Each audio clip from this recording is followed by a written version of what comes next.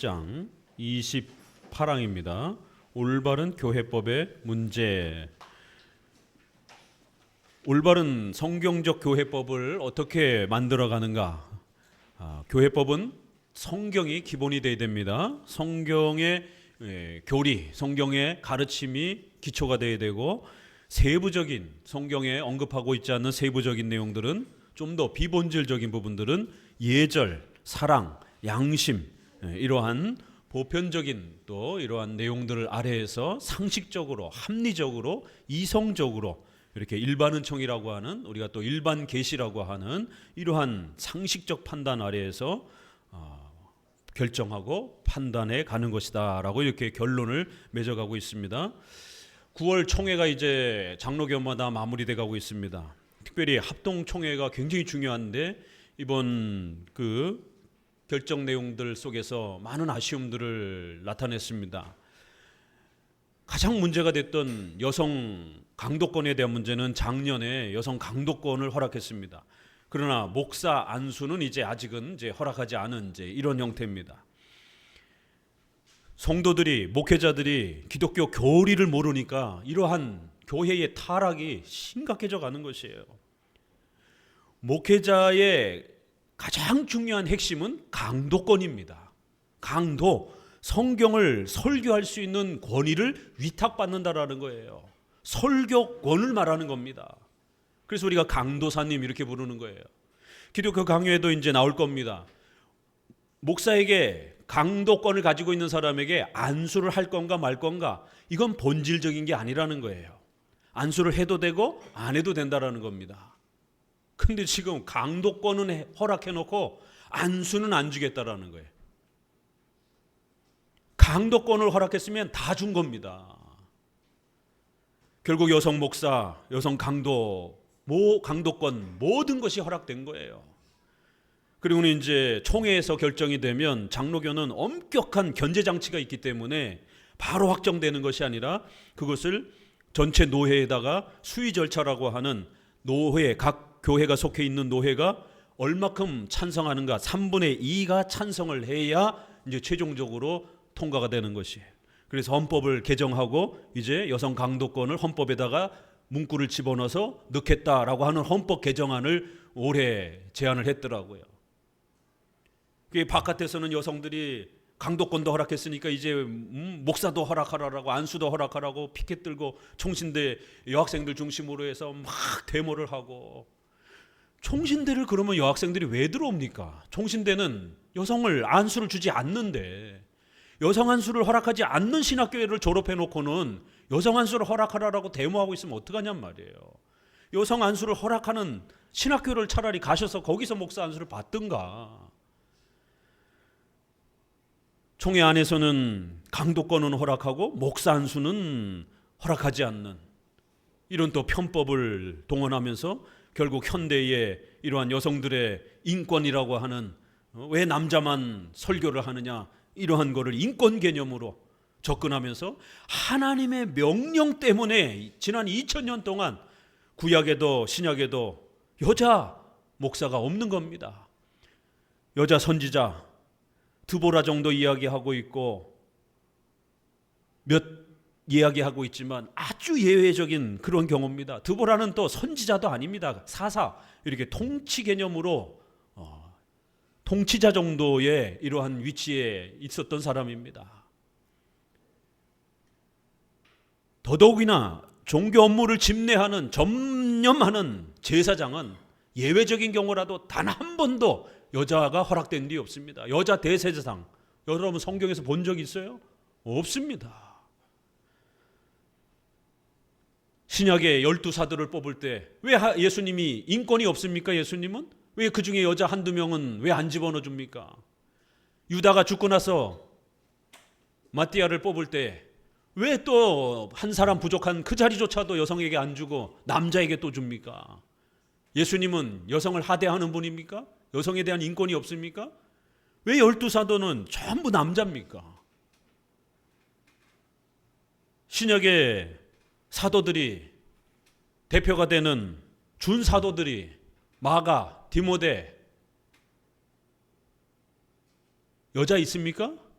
없잖아요. 베베 정도가 겨우 여집사 정도로 바울을 봉사하는 그러한 집사 정도의 그 데이콘이라고 하는 봉사라는 그 단어가 집사를 쓸 때 쓰는 단어입니다. 베베 집사에게 이렇게도 번역되어 있기도 하고 베베 일꾼에게 이렇게도 번역되어 있고 유일하게 그 정도밖에 없어요. 자, 2000년 동안에 초대교회의 유명한 교부들, 어거스틴부터 시작해서 수많은 교부들 우리가 기독교 강요에서 읽습니다. 교부들 중에 여자 목사 있습니까? 한 사람도 없어요. 중세 1000년 동안에 로마 카톨릭이 그렇게 타락했어도 여자 사제 있습니까? 한 사람도 없습니다. 종교개혁에 루터, 칼빈, 쯔빙글리 수많은 걸출한 종교개혁자들 소개됩니다. 여자 종교개혁자 있습니까? 한 사람도 없습니다. 거기서부터 1600년, 700년, 800년 여자 목사 있습니까? 없습니다. 간혹 이단들 속에 여자 선지자라고 그러면서 예언하고 이런 자들은 간혹 있었어요. 정통 기독교에는 없었습니다. 드디어 언제 여자 목사가 들어옵니까? 오순절 교파가 1900년에 쓰러지고 까무러치고 그러면서 막 예언받는다고 그러면서 여자들이 막 예언하고 이럴 때 그런 사람들을 능력 있는 신사도라고 그러면서 그래서 신사도 운동이 벌어진 거예요. 사도가 새로 생겼다 이러면서 1900년에 와서 여자 목사가 처음으로 인정된 거예요. 그래 놓고는 이제 와갖고 대부분의 많은 교단이 여자 목사를 인정하니까 이제 장로교도 인정하자. 그럼 2000년 동안 여자에게 목사를 허락할 수 없다라고 그건 성경적 교리요 하나님의 명령이다라고 지켜왔던 2000년 동안의 교회는 다 바보가 되는 겁니까? 그러면 아니 죄라는 기준이 그렇게 왔다 갔다 하면 그럼 지금 죄라고 하는 것이 언젠가는 인권이 될 수 있고 죄가 아닌 게 언젠가는 또 죄가 될 수 있고 이렇게 왔다 갔다 하면 어떡합니까? 그러면 동성애가 지난 2000년 동안 죄였는데 지금 이제 인권으로 받아들여야 됩니까? 그러면 도대체 죄라는 기준이 뭘 필요 있습니까? 그러면 조금 지나면 어차피 그것도 죄가 아닌 게 될 수 있는데 이러면 안 되는 거예요. 기독교의 근본 진리는 변함이 없는 겁니다. 다만 본질에 벗어나는 비본질적인 부분에 있어서는 좀 더 우리가 사랑으로 상식적인 범위 내에서 결정할 수 있는 자유가 있는 겁니다. 합동 측이 시동을 걸었습니다.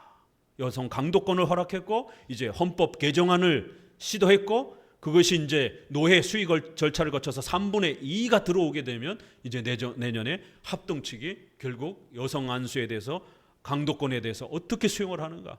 그럼 이제 두 쪽이 나게 됩니다. 보수 교단을 지켜왔던 그래도 가장 대표적인 합동 교단이 왜요? 그 속에 많은 그래도 정통 신앙을 고수하고 있는 많은 또 목회자들이 여자 목사를 인정하지 않기 때문에 한국 교회가 어떻게 되어갈지 참으로 폭풍 앞에 촛불처럼 간당간당합니다. WEA에 대해서 저희 교단은 이미 참여 금지를 결정했습니다. 간절히 합동 측이 어떻게 결정하는가 저도 지켜봤는데 왜요? 합동 측 목사가 지금 그걸 주도하고 있잖아요. 사랑의 교회가.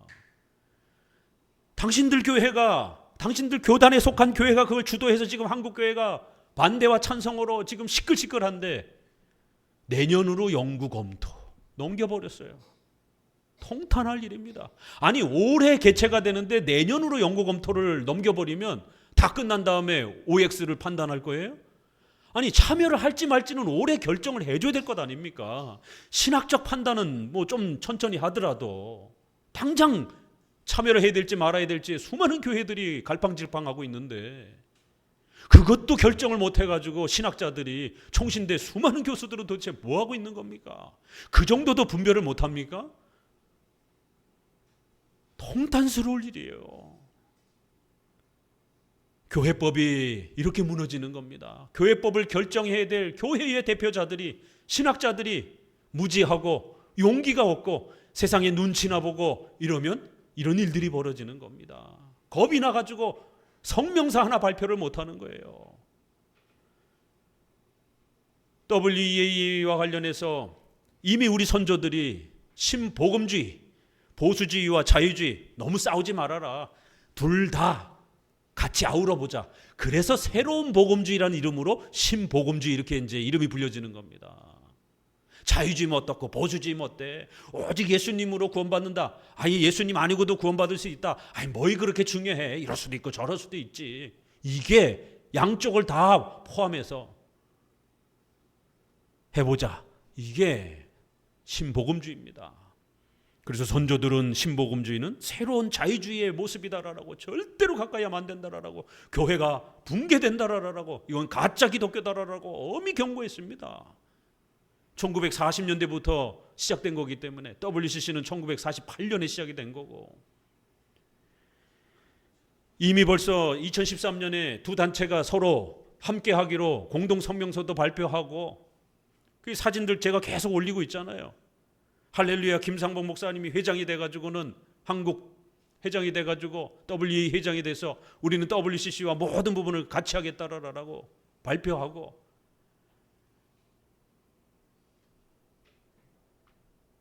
도대체 뭘 얼마큼 더 증거를 들이밀어야 됩니까? 합시는 어떻게 됩니까? 참 속상한 것이, 합신의 그 걸출한 교수들이 WEA는 복음주의적인 교회연합운동이다라고 제일 앞서가지고 서명을 받고 교수들 참여하라라고 저한테도 왔어요. 저하고 친분이 있는 분들이지만 저는 절대로 참여할 수 없습니다. 거절했습니다. 합신의 그 유명한 조직신학 교수가 교단 신문에다가 발표를 했는데 합신에 있는 목사님이 비판을 했더라고요. 어떻게 신학 교수가 이 정도 논평밖에 못하냐라고. WEA가 우리는 성경의 무류성을 고백합니다. 이렇게 선언을 한 거예요. 이 성도들 정신 차리고 공부하셔야 되는 거예요. 항상 아리까리하게 그럴듯하게 이렇게 항상 다가오는 거예요. 정확한 교리적 개념을 모르게 되면 사탄의 광명의 천사처럼 다가온다라고 그러잖아요. 도대체 무류성이 뭔가? 우리 웨스민스터 신앙고백에는 성경에 무오, 글자 하나하나 오류가 없다라는 거예요. 그걸 무류라고도 이렇게 표현합니다. 한문으로. 그래서 무오나 무류나 같은 개념으로 우리는 써왔던 것이. 그런데 칼 바르트라라고 하는 신정통 신자유주의자가 구원을 적용하는 데 있어서 성경은 오류가 없다. 그건 나도 인정하마. 그러나 성경의 이런 역사적 이야기, 바로왕의 애굽왕의 이야기, 바벨론왕의 이야기, 그리스 왕의 이야기, 과학적 사실, 이건 오류가 있다라는 거예요. 우리 일상생활에 적용하는 데 문제가 많다라는 거예요. 그래서 구원을 신앙적으로 사용하는 데는 괜찮다, 무오하다. 그렇지만 역사와 과학과 우리의 의식주와 관련된 일상생활의 규범으로 삼기에는 여기는 오류가 많다, 무류성이라고 고백을 한 거예요. 그래서 나는 무오에 대해서는 인정 못하겠다, 무류성 정도는 내가 받아들이겠다. 신앙적으로 사용하는 데는 괜찮지만 우리의 생활 규범으로 사용하면 안 된다라는 거, 오류가 있기 때문에. 그래서 무오와 무류를 구별하기 시작합니다. 의도적으로. WCC도 바르트가 신학의 초석을 놓았습니다. 신앙과 직제위원회 신학자로 참여를 해서 그 신학 기초안을 만든 사람이 바르트입니다. WEA도 그 영향을 받기 시작한 거예요. 그래서 성경관을 무오하다라고 고백하지 않고 무류하다라고 고백을 한 겁니다.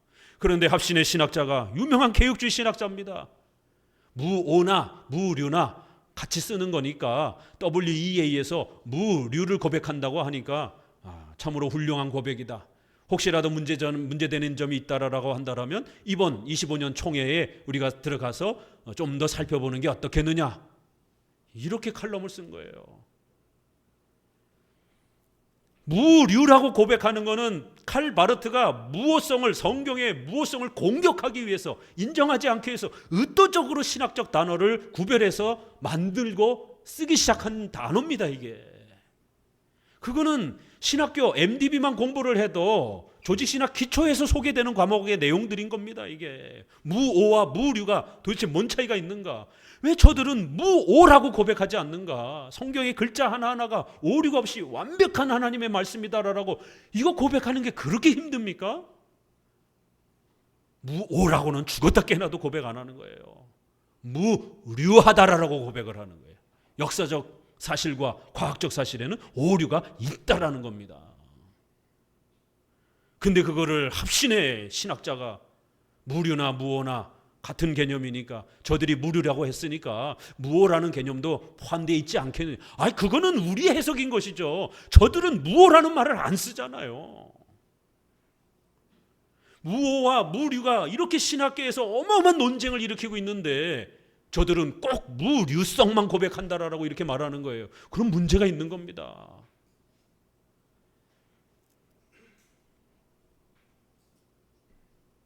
심각해지는 거예요. 결국 용기를 못 내는 겁니다. 따돌림 당할까 봐. 문제가 있다라고 WEA 성경관이 심각하다라고 왜 용기 있게 명확하게 신학자는 말을 해야 되는데 왜 말을 못 합니까? 지난 작년 로잔 대회도 동성애 문제에 대해서 아리까리하게 문장을 막 비틀어 가지고 동성애는 죄일 수는 있으나 그러나 왜 자꾸 그러나를 다 합니까? 앞 문장에서는 동성애는 죄일 수 있다라고 이렇게 표현을 해요. 그래서 많은 분들이 로잔 대회도 동성애를 명확하게 비판한 거 아닙니까? 근데 뒷문장에 그러나 동성애자들을 죄인 취급한 우리가 먼저 탄식하고 우리가 먼저 하나님 앞에 회개를 해야 된다. 문장을 이렇게 잡아놓는 겁니다. 아니 저들이 회개를 해야지 왜 우리가 회개를 해야 됩니까? 그럼 이게 동성애를 비판하는 말이에요? 수용하는 말이에요? 항상 이렇게 중도주의자들은 아리까리하게 이쪽 저쪽을 다 이렇게 섞어가지고 슬쩍 이렇게 집어넣는 겁니다. 사탄이 나 사탄이다 라고 이렇게 다가오지 않습니다. 광명의 천사처럼 우리 것처럼 아주 그럴듯하게 이렇게 다가오는 거예요. 목회자들이 성도들 떠나갈까 봐 목회자들이 여러 자신의 활동 범위에 있어서 외톨이가 될까 봐 신학자들이 신학교에 또 자신의 채용과 승진에 방해가 될까 봐 이래저래 겁을 내면서 목소리를 내지 못하는 이게 옳다 이게 잘못됐다라고 명확하게 말을 못하는 이러한 참으로 안타까운 모습을 봅니다. 그거를 하라라고 하나님이 엄청난 지혜를 줬잖아요. 일반인들보다 학문을 잘 할 수 있는 그런 엄청난 지혜를 주셨고 또 장로님들에게도 교회의 또 대표자로서의 권한을 줬으면 용기를 내서 이 법을 정해야 되죠. 기준을. 이번에 교회 안에서 한국 교회 안에 아주 오랜 동안 물의가 되고 논의가 됐던 정동수 씨에 대해서 이단으로 합동 측이 드디어 확정을 했습니다. 이렇게 법을 정하는 것이에요. 그런데 WEA에 대해서는 은근 슬쩍 넘어가 버렸습니다. 그냥 연구위원회로 넘긴다 이런 식으로. 아니 올해 행사가 열리는데 안타까운 일입니다. 그 법을 정하는 권위를 신적 권위를 하나님이 맡겨주셨는데 그 권위를 가지고 자신들의 입신양면이나 생각하면서 하나님을 두려워하지 않고 교회를 보호하기 위한 그 법적인 결정을 해주고 그리하여 교회가 그걸 함께 지켜갈 수 있도록 그 일을 하라라고 총회에 귀한 권위를 허락해 줬는데 이런 식으로 하나둘씩 무너져 갑니다.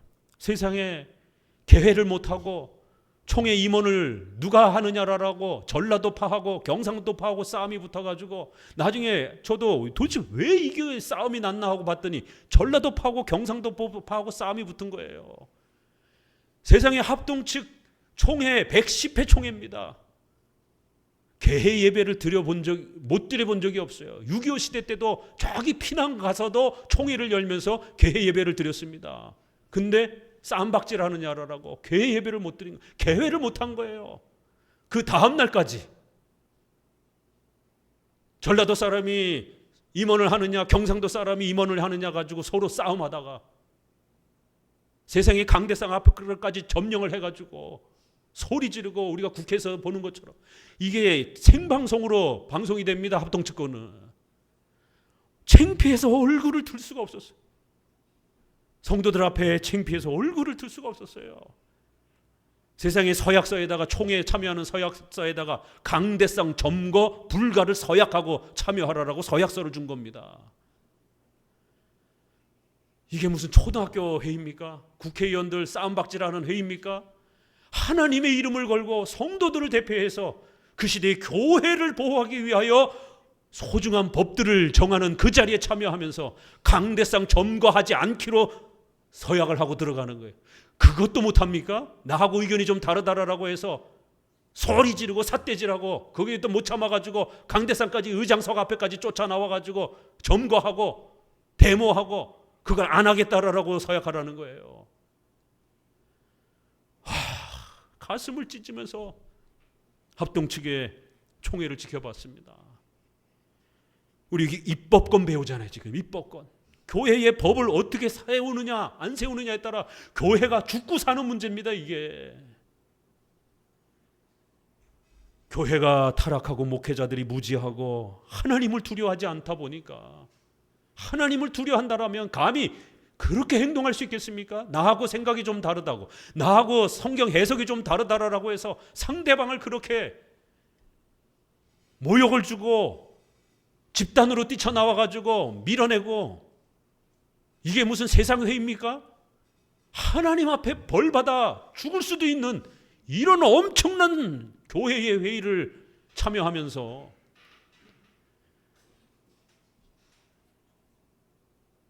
아론의 제사장권을 원망하면서 고라자손과 다담과 아비람의 지도자들이 쫓아와서 왜 아론 지파만 제사장을 하느냐, 돌아가면서 대제사장 우리도 하게 해달라라고 싸움박질이 벌어진 겁니다. 모세가 화가 나서 어떻게 이렇게 배은망덕하고 어떻게 이렇게 몰지각할 수 있느냐, 하나님이 세워주신 질서를 이렇게 무시할 수가 있느냐, 좋다, 각 지파마다 다 말라 비틀어진 지팡이 하나씩 갖고 와라. 그리고는 지팡이를 꽂아두고 다음 날 오니까 아론의 지팡이에서만 싹이 나고 열매가 맺혀진 겁니다. 교회의 직분과 질서는 하나님이 세우는 거지 인간이 세우는 게 아니라는 거예요.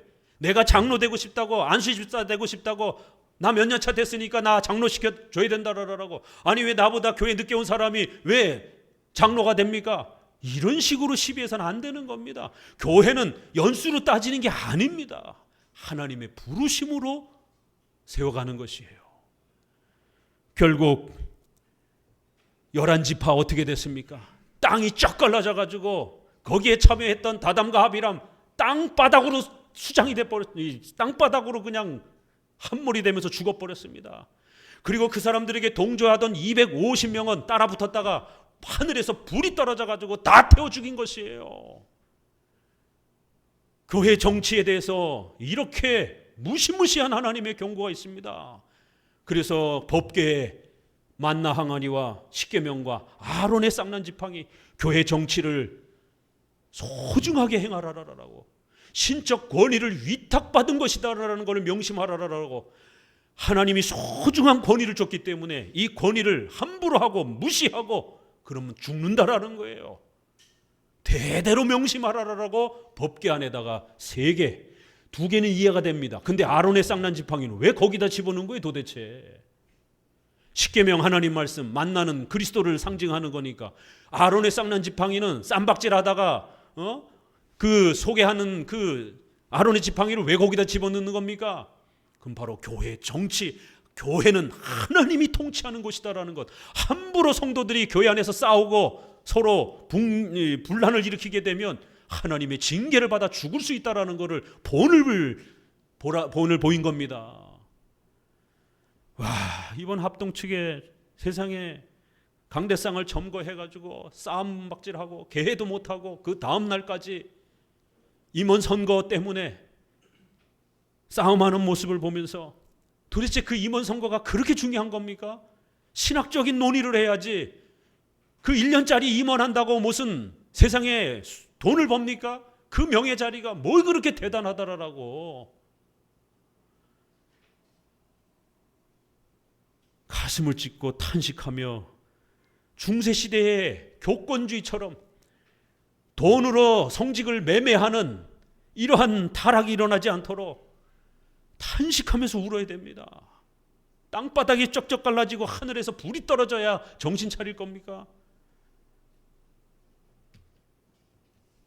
현장에서 수많은 이단들 때문에, 수많은 종교 혼합주의 때문에 평생을 다녔던 교회를, 30년 40년 다녔던 교회를 WCC 참여하는 것을 그제서야 알고 눈물을 흘리면서 떠나야 되는 성도들은 안 보입니까?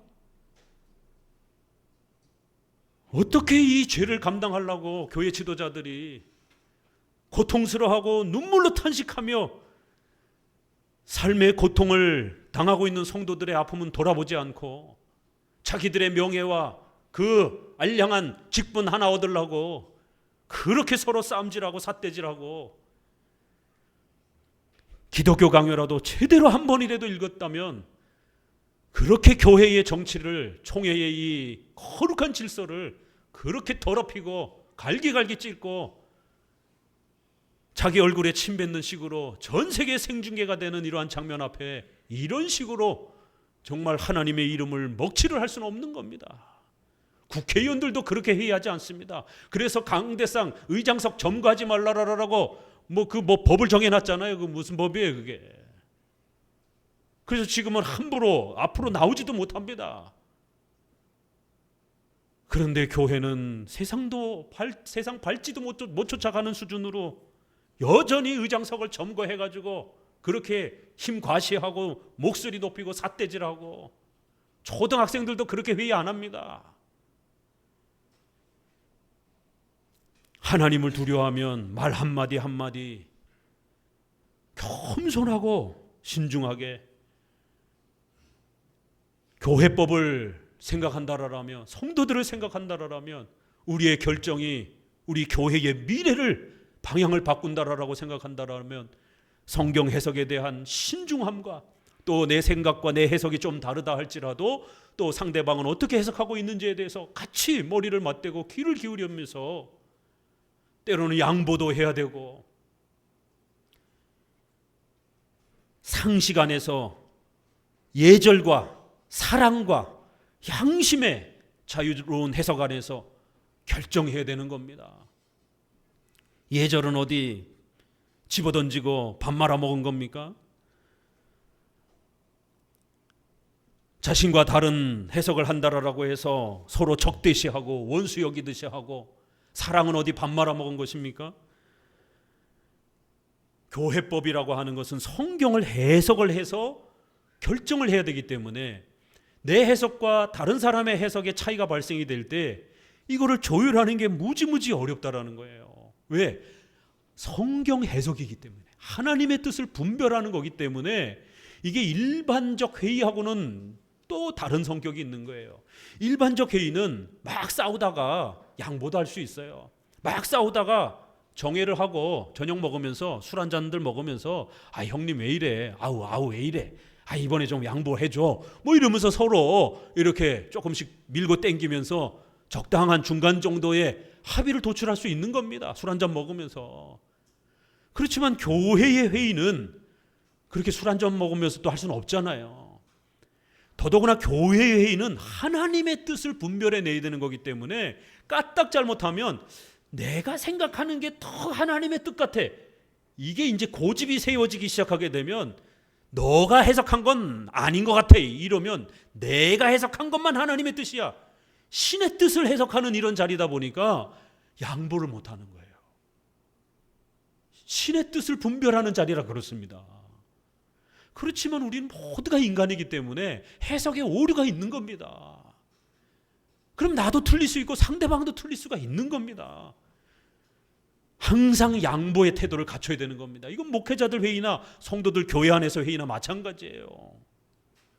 그러니까 직통 계시 받았다고 그러면서 환상 받았다고 이런 사람들하고는요 대화가 안 됩니다. 아니 자기가 봤다라고 그러면서 내가 본 게 신의 뜻이라는 거예요. 뭐 우겨대는데 그거 어떻게 설득을 합니까? 자기가 봤대는데 대화가 안 되는 거예요. 아예 상식적인 대화가 안 돼요. 그냥 일반인들하고도 대화가 안 돼요. 왜? 자기가 본 게 하나님의 뜻이고 그거를 실천하며 살아가야 된다라는 거예요. 그 일반인들이 상식적 선에서 서로 살아가는데 저 사람은 그 상식을 넘어서서 살아가는 거예요. 왜? 하나님이 이거 하라라고 자기한테 음성으로 환상으로 보여줬다라는 거예요. 그러니까 몰상식한 사람이 되는 거예요. 그 사회에 적응하지 못하는 사회 부적응자가 되는 거예요. 소시오패스 같은 일들이 벌어지는 겁니다. 미친 사람 취급을 받는 겁니다. 성도들 제발 입법권을 배우면서 사랑의 예절 가운데서 양심 가운데서 판단하라라고 하는 이 말이 얼마나 소중한 말인지를 기억하셔야 됩니다. 상식적으로, 양심적으로, 합리적으로, 이성적으로 판단하는 거예요. 비본질적인 부분들은. 삼일체, 이성일인격, 오직 예수님으로 구원받고 이건 우리가 죽었다 나도 양보할 수 없는 거죠. 그러나 그 외의 부분들에 대해서는 서로 좀 마음을 열고 해석의 다양성을 서로 조율해 가야 되는 것입니다.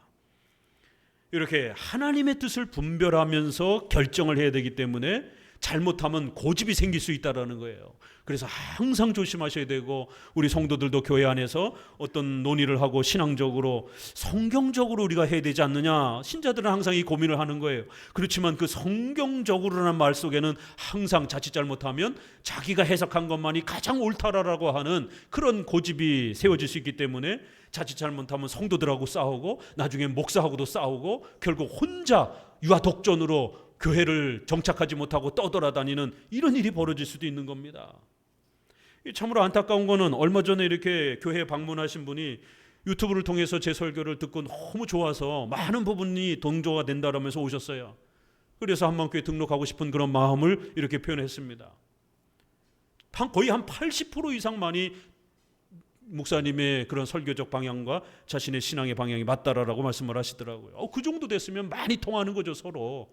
근데 제 설교 중에 자살에 대한 그 이야기를 교리를 소개하는 내용을 그 주에 들으셨나 봐요.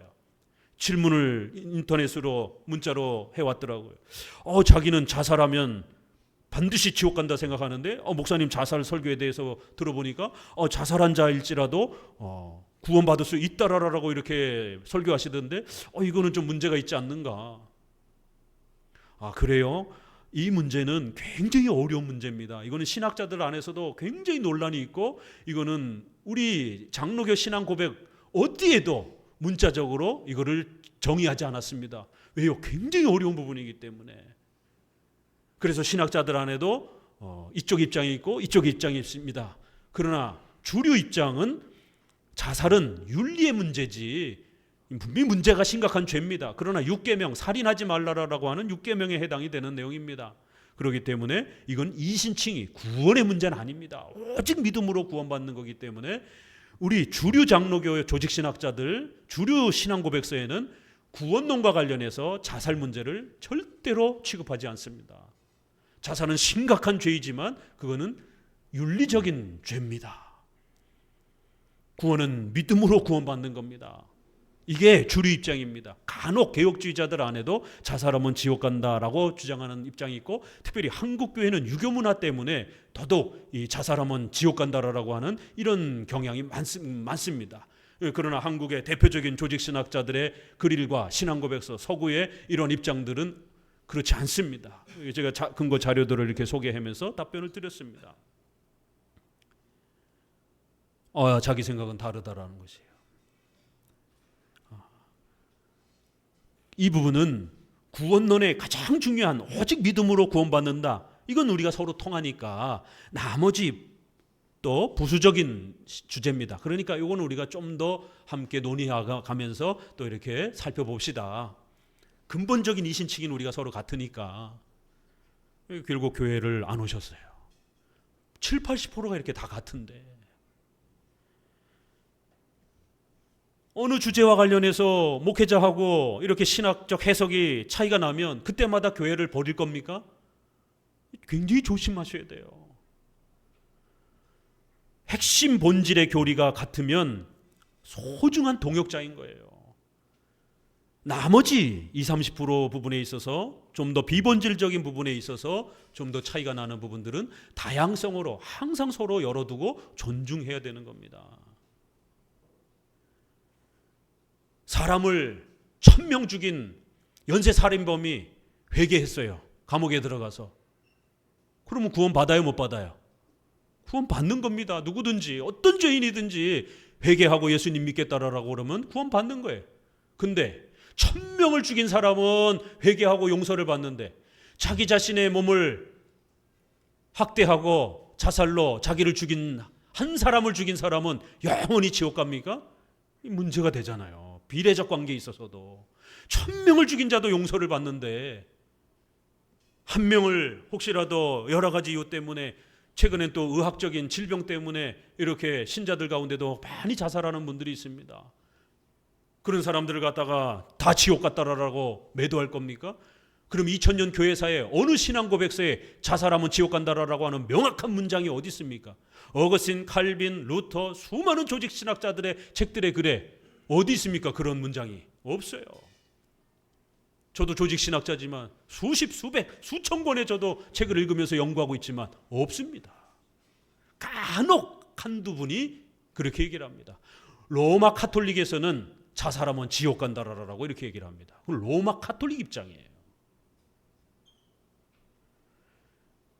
공부를 해야 되는 겁니다. 그저 막연히 그건 아닌 것 같은데 이러면서 목사님의 해석이 내 해석과 틀리다라고 충돌할 문제가 아니라 그럼 목사님이 왜 그렇게 설명하시는지 더 들어보고 공부하면 되는 것이에요. 합당한 예절을 갖추면서 서로 사랑 안에서 상식적으로 성경 해석을 하고 서로 토의하고 논의하면서 하면 이렇게 교회의 질서, 법을 우리가 잘 지켜갈 수 있는 겁니다. 본문으로 돌아갑시다. 너무 속상하지만 이 얘기 계속할 수는 없으니까. 그렇지만 지금 교회 법을 지금 배우고 있기 때문에 얼마나 이게 현시감이 있습니까? 이게 남의 얘기가 아니잖아요. 지금 우리 자신들의 얘기잖아요. 28항 올바른 교회법 문제 어떻게 해가는가? 자, 확실한 표지를 우리는 갖고 있습니다. 넷째 줄부터 읽어봅니다. 교회법의 목적이 다음에 두 가지나 또는 그 중에 하나인 것, 즉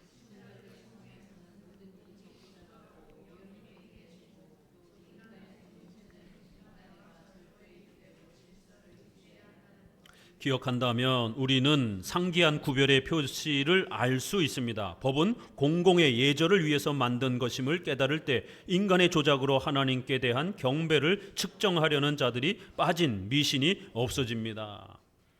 교회법의 목적이 다음 두 가지를 좀 잘 기억하라는 것이에요. 공공의 예절을 좀 지키라는 거예요. 사람들이 모이는 곳이기 때문에 말 톤에서도 자기의 주장을 할 때도 얼굴 표정도 그렇고 예절을 좀 지키고 또 회의할 때의 법과 질서들이 있잖아요. 하도 우기니까 저희 총회에서도 한 사람당 한 주제를 말할 때 2번 이상 발언을 못하게 합니다. 어떤 사람은 아주 줄기차게 자기 주장만 여러 번 나와서 하기 때문에 그걸 아예 법으로 정해놨어요.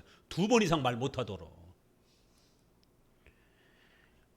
최소한의 교회적 질서 안에 질서를 정해놨으면 우리가 그렇게 함께 예절을 갖추고 그 질서를 지켜야 된다는 거예요. 의장이 왜 있습니까? 발언권을 줘야 발언할 수 있는 거예요. 그런데 발언권 안 주니까 막 소리 지르고 마이크 꺼졌는데도 막 소리 지르고 이러면 안 되는 겁니다. 공공의 예절과 질서를 잘 지키라는 거예요. 자, 249페이지에 넷째 줄에 서로 사랑을 배양하라는 것 외에는 아무것도 요구되지 않기 때문입니다. 서로를 존중하면서 그렇게 회의하라는 거예요. 이건 뭐 어렵습니까? 이거 초등학교 아이들 사회 과목에 요즘에 어떤 과목인가요? 도덕, 사회 이런 과목에서 얘들아 싸우지 말고 회의해라. 소리 지르면서 회의하면 안 돼. 너무 혼자 오래 발언하면 안 돼. 이런 정도의 얘기잖아요. 이게 무슨 어려운 얘기도 아니고 이것도 안 지킨다라는 거예요. 자, 두 번째 단락, 바울이 명령한 예절과 질서의 고린도전서 14장 40절 뜻을 더 분명히 정의하는 것이 유익하겠다. 거기에 개정판에는 품위 있게 질서대로 이렇게 두 가지 기준을 제시해 준 겁니다.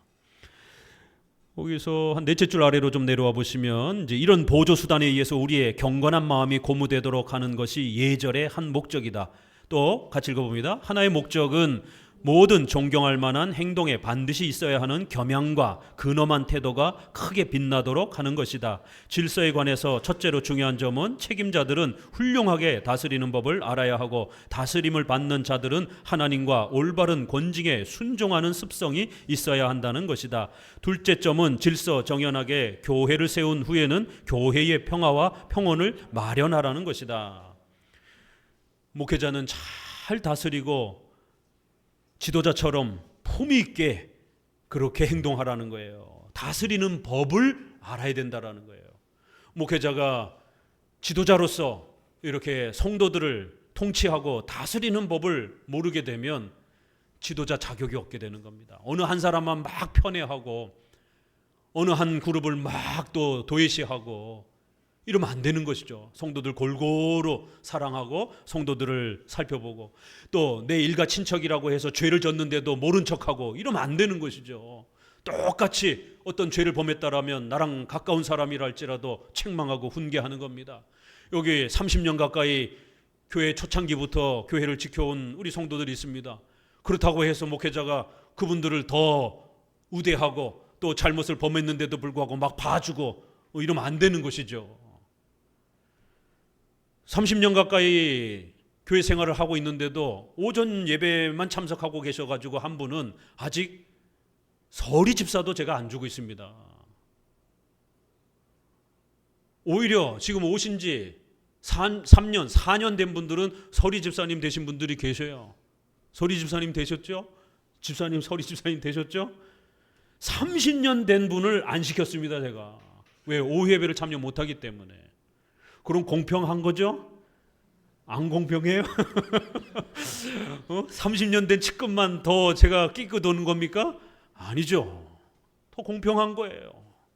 적어도 교회에 본이 되는 직분자가 되기 위해서는 적어도 오후 예배까지는 참석을 해야 그래도 성도들의 본이 되는 것이죠. 이렇게 다스리는 법을 알아야 되는 겁니다. 또 성도들은 그런 질서에 잘 순종하는 습성을 길러야 된다는 거예요. 참 성도들 순종 안 해요. 왜 이런 표현을 썼겠어요? 순종을 잘 안 하니까 그런 거예요. 자기 주장만 하고 말 안 듣고 막 들이받고 막. 그렇기 때문에 성도들은 하나님이 정해주신 교회법, 법이라고 하는 그 질서가 세워지면 또 거기에 잘 순종할 수 있어야 된다는 거예요. 이번에도 나간 성도 중 청년 중 하나가 하도 무리를 일으켜서 교회의 목회자들의 설교를 대외적인 이런 페북이라든가 이런 공간에서 자꾸 비판하고 그래서 징계를 했습니다. 나가라고 내쫓은 것도 아니에요. 교회 안에서 질문을 하고 논의할 수 있는 건 얼마든지 자유가 있다. 그러나 대외적인 공간에서 목회자의 설교를 비난하고 비판하고 그러면 누구나 다 징계받을 수 있는 겁니다. 이건 조심하셔야 되는 거예요. 그래서 자꾸만 그런 행동을 해서 불러다가 근신하라라고 조심하라라고 자유주의자들의 좋은 점을 본받을 수 있다라고 자꾸 이런 표현들을 써가지고 이건 굉장히 위험한 표현이다. 조심해야 된다. 수찬정지 1회를 시킬 테니 근신해라. 2달 동안. 잘 근신하면 다음 달 이번 수찬정지에 참여하고 그 다음번엔 참여할 수 있다. 수찬정지 한 번 요구한 겁니다. 가장 가벼운 징계인 거예요. 근데 받아들이겠다라고 제 앞에서는 말을 해놓고 그 주에 그렇게 카톡에다가 여러분이 보시는 그 카톡에다가 온갖 목회자 욕을 써놓고는 탈퇴를 하고 교회를 나가버렸어요. 순종 안 하는 거예요. 가장 가벼운 수찬정지 일에는 가장 가벼운, 그보다 더 가벼운 건 목회자가 불러서 개인적으로 좀 권면하는 거죠. 그렇게 하지 마세요. 근데도 말을 계속 안 듣게 되면 수찬정지가 이제 한 번 들어가는 겁니다. 더 센 징계는 수찬정지 2번, 3번 뭐 이런 식으로 이제 횟수가 늘어가는 것이죠. 1회는 가장 가벼운 징계인 거예요. 공적인 질서에 있어서는. 그것도 못 받아들입니까? 뛰쳐나가 버린 거예요. 그래 놓고는 페북이라든가 이런 공간에는 마치 목회자가 내쫓은 것처럼 저는 교회에 있으라라라고. 요 근신기간만 잘 지나면 다시 다 회복해 주겠다라라고. 아니 자기 회원들을 앉혀놓고 소요리 문답반에서 칼빈주의는 따분해 이러면 어떡합니까? 그래서 리더도 잠깐 중단을 시켰습니다. 좀 근신하고 회복한 다음에 잘 근신하면 리더도 다시 세워주겠다라고 약속까지 했는데, 왜 순종하는 습성을 길러야 된다라고 이렇게 당부하는지, 이러한 질서들이 서로 존중되지 않으면 교회가 유지되질 않는 거예요. 우리 성도들도 교회 정착 못합니다. 평생 교회 떠돌아다니게 됩니다. 조심하셔야 돼요. 왜 입법권이라고 하는 이런 교회적 정치 질서를 우리 성도들이 배워야 된다라고 이렇게 우리의 선조들이 거듭거듭 교회 정치 질서를 우리가 어떻게 이해해야 되는지를 강조하는지 잘 이해하셔야 되는 겁니다.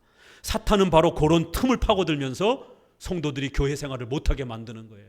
목회자하고 마음이 서운하게 틀어지게 만들고, 마음이 상해가지고 교회를 떠나게 만들고, 성도들하고 싸우게 만들고, 그래서 교회를 정착하지 못하게 하고, 이게 사탄의 결국 무시무시한 도전이 되는 겁니다. 자, 29항 예배에서의 진정한 예절, 허례허식을 피하라. 교황주의자들은 아주 의식에서 연극적인 도구를 너무 많이 쓴다라는 거예요. 위에서 넷째 줄 읽어봅니다. 그러나 우리가 말하는 예절은 거룩한 신비에 대해서 경애를 표시하는데 적합한 것이며 경건에 합당한 연습이고 적어도 예배 행위에 합당한 장식이 될 것이다. 그래서 예배를 우리가 정하는 데 있어서도 주일 성수하라, 또 강해 설교, 이런 기본 몇 가지 있잖아요. 나머지는 어떻게 해야 될 것인가, 이런 세부적인 부분들은 또 우리가 상식적인 범위 내에서 예절을 갖추고 또 이렇게 허례허식을 피하고 간단하게 이렇게 정하면 된다라고 말하는 겁니다. 48번 번호 있죠? 맨 아래에 그 각주 보게 되면 이 절에는 공중 예배는 단순하며 예절에 합당하고 위엄이 있어야 한다는 칼빈의 근본 사상이 잘 나타나 있다. 자, 우리 개혁주의 예배관 꼭 기억하세요. 두 가지입니다. 단순해야 돼요. 이건 로마 카톨릭을 배격하기 위해서 단순성을 부르짖은 겁니다.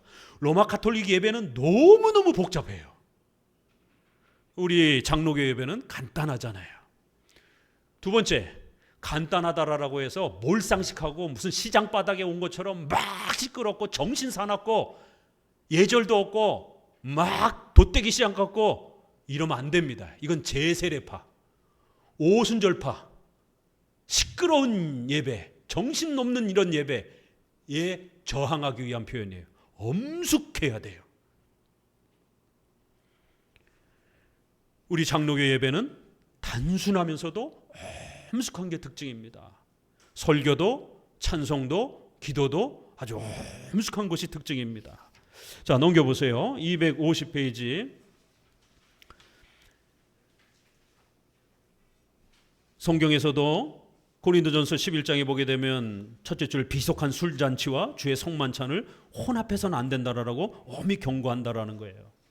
여자가 공중 앞에 나아갈 때는 반드시 머리를 가릴 것이다라고 일정한 또 질서를 제시해 줬다라는 겁니다.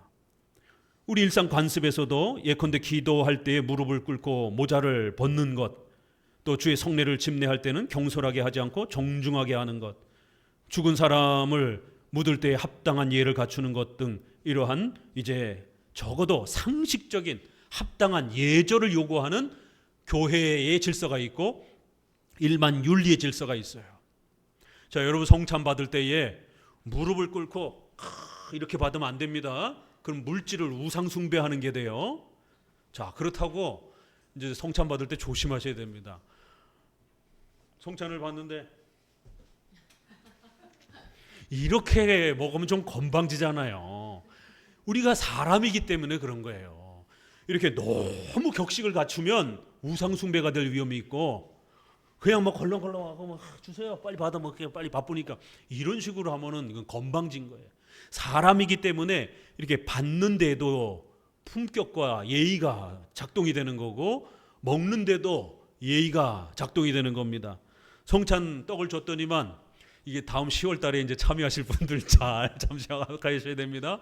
떡을 받고는 이렇게 소리를 내가면서 방정맞게 이렇게 드시면 안 되는 것이죠. 또 포도주를 먹는데도 이렇게 드시면 안 되는 거예요. 너무 상스럽잖아요.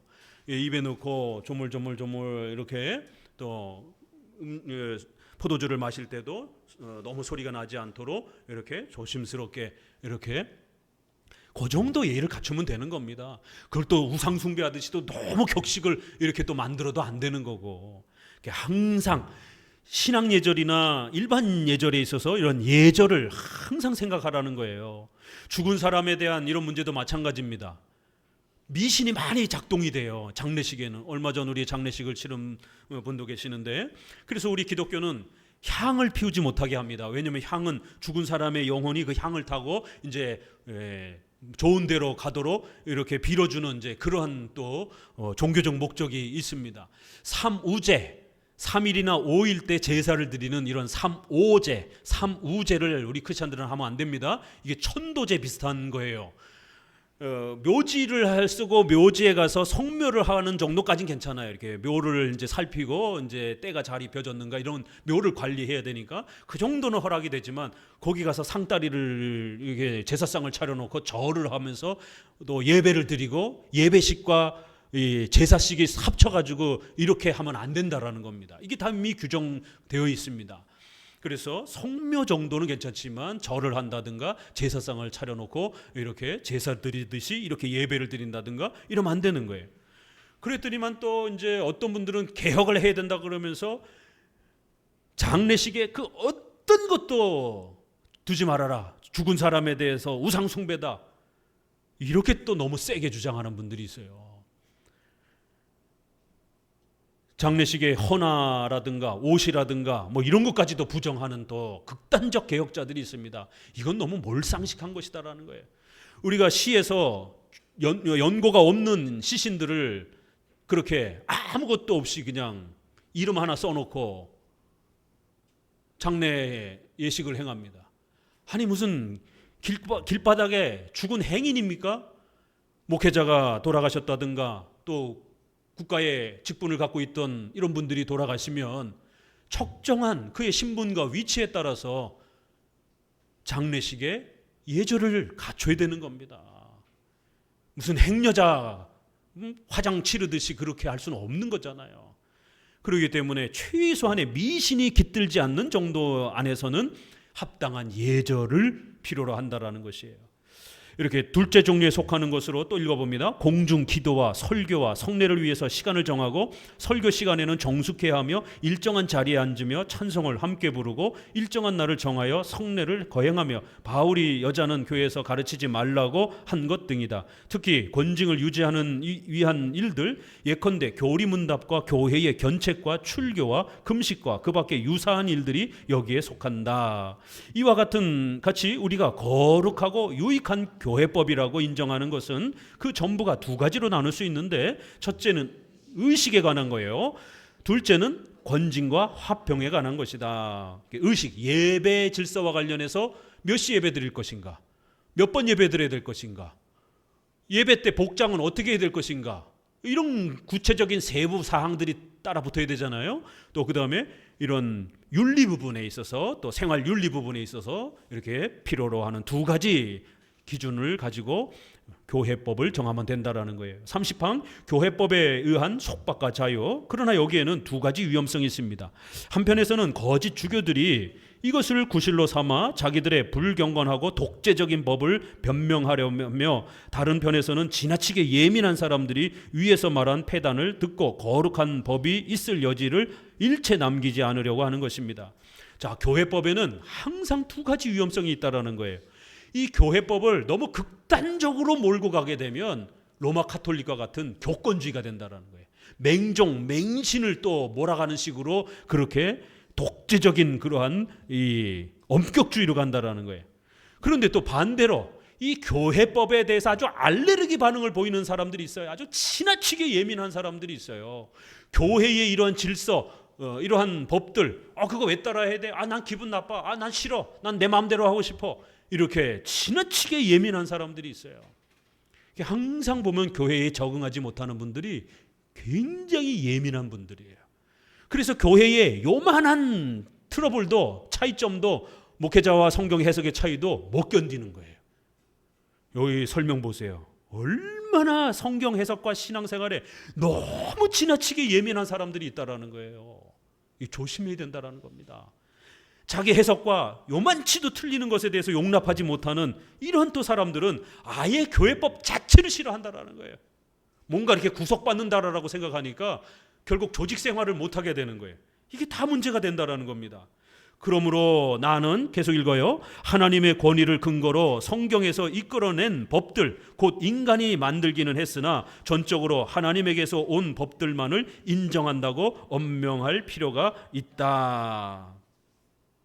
그래서 성경적인 올바른 이러한 토대 위에서 또 상식적이고 합당한 이성적인 이러한 법들은 우리가 훌륭하게 존중하면서 함께 따라주면 된다라는 것이에요.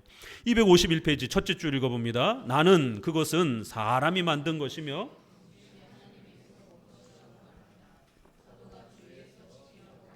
예절의 일부라는 의미에서는 하나님에게서 왔다. 그러나 명백하게 말씀하신 것이 아니고 일반적으로 암시된 것을 표시한다는 의미에서는 사람에게서 온 것이다.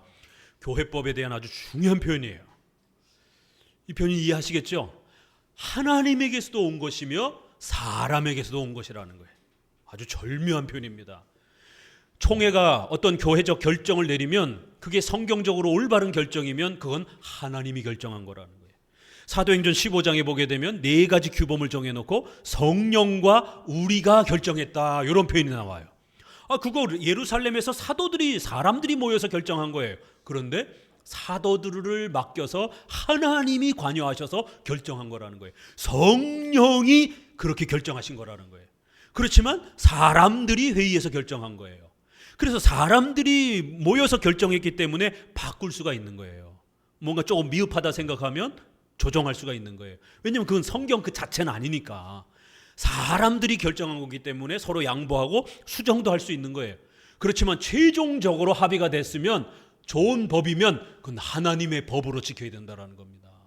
이번 총회에서 이단으로 어떤 단체가 확정됐으면 우리 성도들 조심해야 됩니다. 내가 좋아했던 목회자인데 이러면 안 되는 겁니다. 하나님으로부터도 온 것이고 인간으로부터도 오는 동시적 성격이 있다는 거예요. 자, 두 번째 줄 아래 즉 주께서는 진정한 의의 골자 전체와 그의 위엄 앞에 드리는 예배의 모든 국명과 구원에 필요한 모든 것을 그의 거룩한 말씀에 충실히 포함시키며 분명히 표현하셨습니다. 아랫줄 그러나 외형적인 규율과 의식에 대해서는 우리가 해야 할 일을 자세히 명령하려고 하지 않으셨다. 이런 일은 시대의 형편에 의존한다는 것을 아시고 한 형식이 모든 시대에 적합하다고 보지 않으셨기 때문이다. 그러므로 주께서 주신 일반적 규정, 즉 교회의 질서와 예절을 위해서 필요한 것은 이 두 가지 표준에 따라 결정하라는 것에서 우리는 피난처를 구해야 한다. 이렇게 교회의 이러한 법, 질서들은 모든 지역에 모든 시간대에 엄격하게 지키는 게 아니라는 겁니다. 기독교 교리의 본질은 당연히 엄격하게 지켜야 되겠지만 세부적인 이러한 교회의 도움을 위해서 작성하는 교회법들은 좀 더 비본질적인 그런 주제들이기 때문에 다양하게 이렇게 시대마다 지역마다 그렇게 지킬 수 있다는 겁니다. 한국에서는 술과 담배가 금지되어 있지만 남아메리카 이런 데들은 커피가 금지되어 있고 또 우리 한국에서는 검은 상복과 흰 상복을 같이 입을 수 있도록 허락합니다. 그러나 서양에서는 주로 검은 옷을 남녀가 검은 정장을 이렇게 장례식에 입잖아요. 이거 다르잖아요. 이게 장례식 규범에 대해서. 우리 한국은 하얀색도 입도록 이렇게 전통적으로 우리가 하얀색을 장례식에 또 입어왔기 때문에 이렇게 교회법이 지역에 따라서 그 형편에 따라서 규정이 이렇게 서로 달라질 수 있다는 겁니다. 질서와 예절을 갖춰서 만들면 된다는 겁니다. 일반적 규정, 즉 교회의 질서와 예절을 위해서 필요한 것은 이 두 가지 표준에 따라 결정하면 됩니다. 그 밑에 줄 이런 일들은 같이 읽어요. 구원의 필수 조건이 아니고 또 교회의 덕을 세우기 위해서도 민족과 시대의 풍습에 여러 가지로 순응해야 되기 때문에 교회에 유리한 쪽으로 전통적인 관습을 변경 또는 폐지하고 새로운 것을 제정하는 것이 합당할 것입니다. 물론 충분한 이유 없이 경솔하고 갑작스럽게 개혁을 서둘러서는 안 된다. 그러나 무엇이 해가 되고 무엇이 덕이 되는지는 사랑이 가장 잘 판단할 것이다. 사랑을 인도자로 삼으면 모든 일이 안전할 것이다. 자, 밑으로 내려오셔서 그러면 이 사랑이라고 하는 것도 기준이 있어야 되니까 51번 그 밑에서 셋째 줄 각주 보세요. 고려할 점은 풍습과 인정과 중용의 길이다. 칼빈은 원시교회를 맹목적으로 모방하라라고 요구하는 것이 아니라라고 말하는 겁니다. 이렇게 풍습, 관습을 말하는 거예요.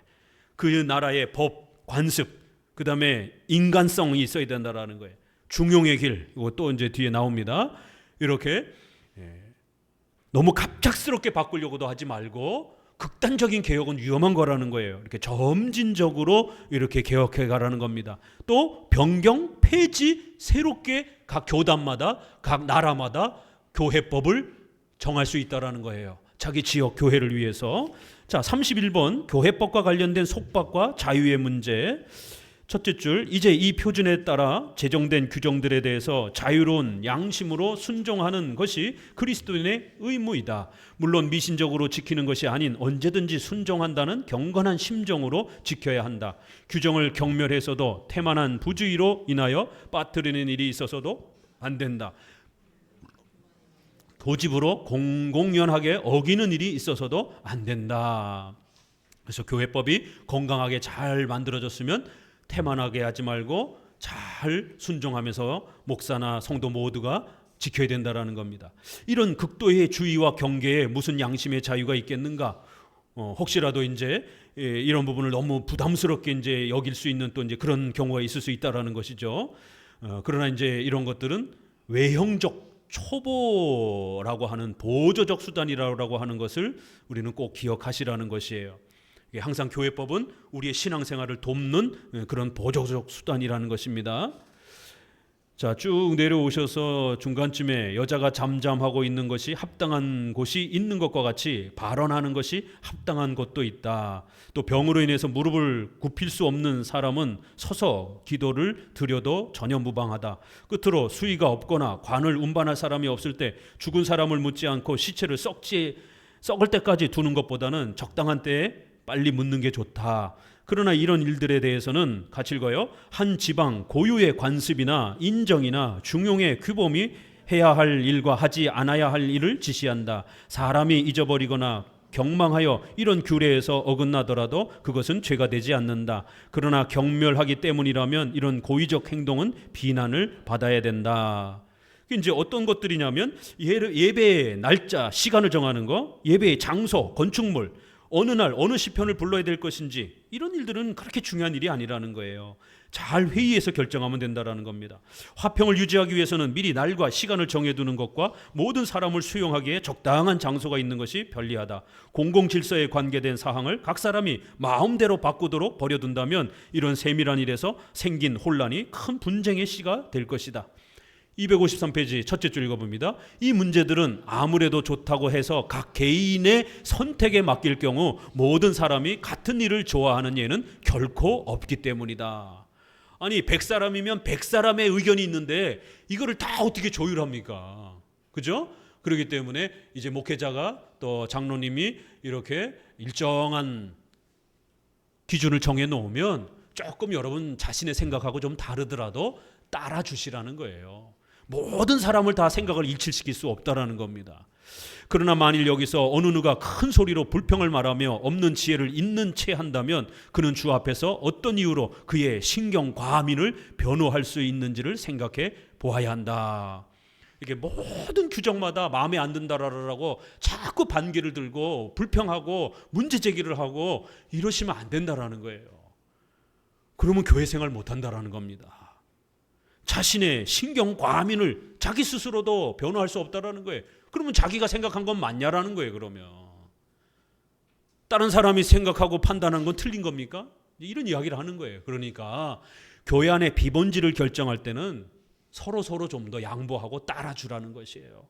모든 것을 똑같이 다 일치시킬 수는 없다라는 거예요. 세 가지 꼭 기억하세요. 오늘 일반 은총, 일반 계시 안에서 상식적으로 판단하라라고 하나님의 뜻을 판단하라라고 배웠습니다. 구체적으로 이제 오늘은 언급하지 않았지만 이제 창세기 뒷부분으로 가게 되면 한 번 또 다룰 거예요. 이렇게 또 오후에 반복이 됩니다. 이렇게 양심적으로 판단하라 할 때도 양심도 시대마다 많이 바뀌잖아요. 그렇기 때문에 최소한 오랜 세월 동안 지켜져 왔던 관습, 우리는 유교 문화이기 때문에 대한민국의 그러한 유교적 문화와 관습이 있어요. 이걸 함부로 크리스찬이 무시하면 안 됩니다. 크리스찬이라 할지라도 반드시 명절 때 이제 어른들 보면 가서 절하셔야 됩니다. 여호와 증인이라든가 이런 사람들은 우린 다 같이 형제인데 왜 육신의 부모에게 절을 하느냐? 절 안 합니다. 그러니까 이제 이 불신자 부모들이 이 버르장머리 없는 것이 이게 호로 자식이 말이야. 부모님을 오래간만에 명절에 뵙고도 절도 안 해. 도대체 너네 교회 목회자가 도대체 어떻게 가르치는 거야?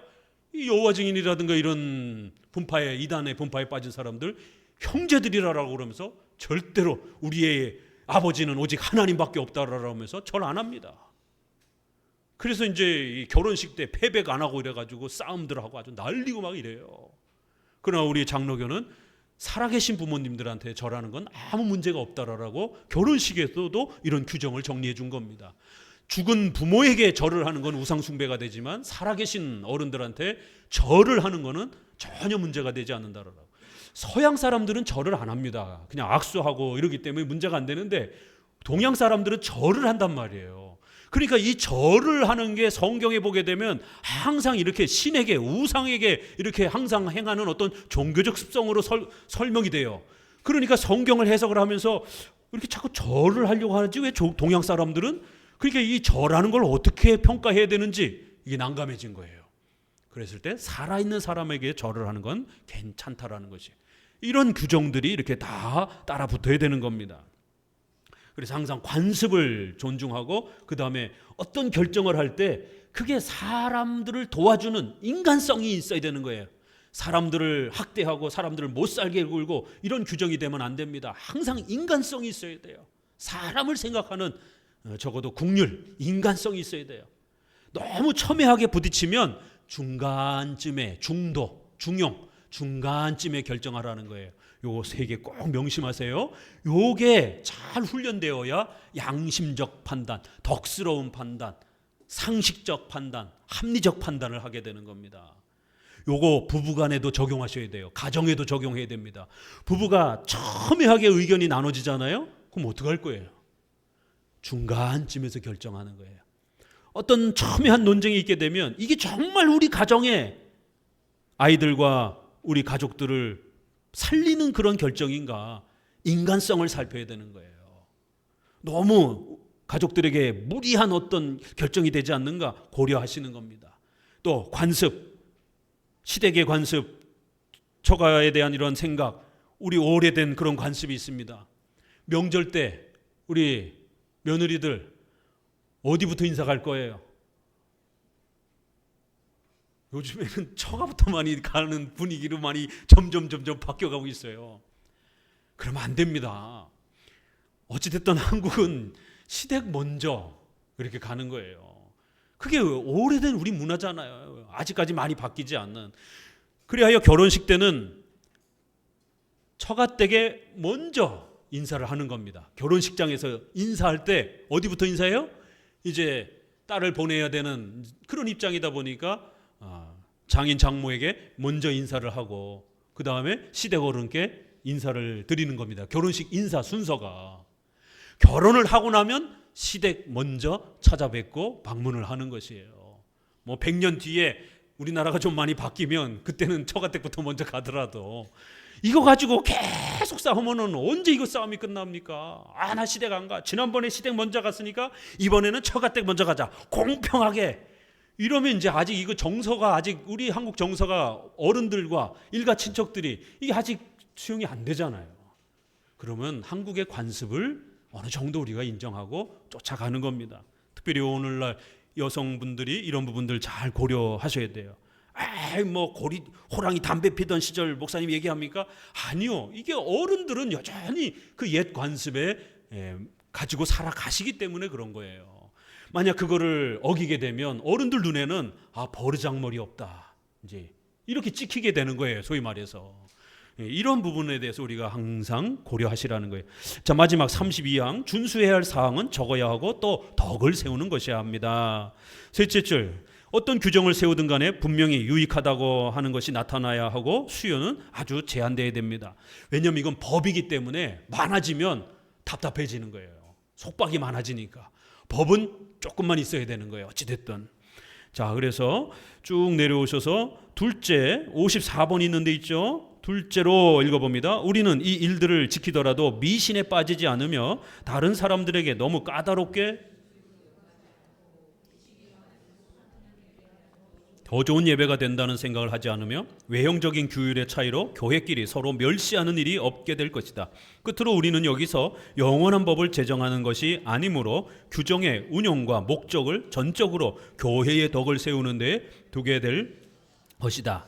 만일 교회를 위해서 필요하다면 우리는 아무 꺼리낌 없이 일부 규정의 변경뿐만 아니라 지켜오던 규정의 폐기까지도 용인할 것이다. 밑에서 셋째 줄, 따라서 옛날에 의식을 제정했을 때에는 충분한 이유가 있었고 그 자체로 현재의 불경건하지 않을지 모르나 지금은 그런 여러 가지 의식을 폐지하지 않고서는 교회에서 무서운 미신들을 깨끗이 씻어버릴 수 없을 것이다. 그래서 바꿀 수 있다라는 거예요. 교회법이란 시대가 흘러가게 되면 바꿀 수 있다라는 거예요. 그 이제 요즘 오늘 이제 100여 년 지나고 나서는 술, 담배는 세례 조건으로 이제 좀 폐지해 줘도 되지 않는가, 저는 개인적으로 좀 그렇게 생각해요. 사회적으로도 이제 많이 줄었기 때문에.